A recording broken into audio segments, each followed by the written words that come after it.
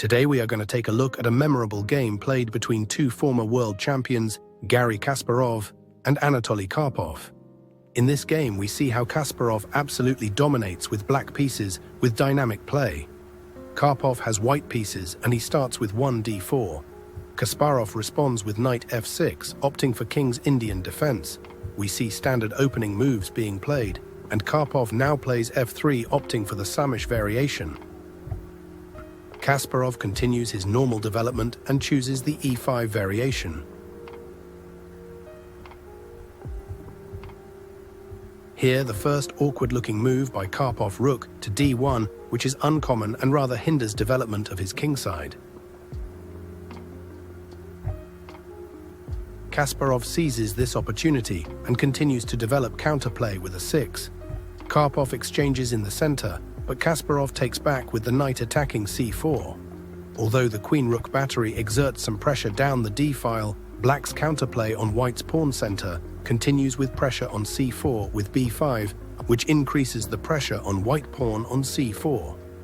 After some thought, white exchanges and takes the free pawn on d6. Black avoids the queen exchange, of course, and plans to compensate with his lead in development. He has castled and has avenues of attacking for his pieces and space in the queenside. Now white pushes with f4, which is not ideal with still his kingside underdeveloped. Black hit backs with extravagant b4, and white can't capture this pawn as he runs into c5, and a knight will land soon on d3 and take back all the material. So white has no choice other than to retreat. Black lounges in with knight g4. Bishop has to move, and after bishop trade, the black rook, who now has an open a-file, penetrates in with rook cuts a 2. Now the black rook is inside white's defenses, patrolling the second rank. With every move, black is creating dynamic threats, and white has no time to develop his pieces. In this position as well, he has to push away this menacing knight rather than develop one of his pieces. h3 is on the board, and before retreating his knight, black counterpunches with c5. White queen has to retreat to g1 in order to keep an eye on a 3 square. Only now black drops his knight back to f6.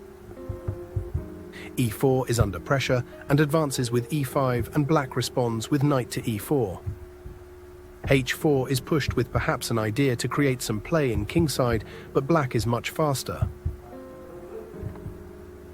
c4 is on the board, and after some thought, Karpov decides to defend b3 with knight dropping back to c1, creating an absolute remarkable position where after 22 moves, all of white pieces have been pushed back into the back rank.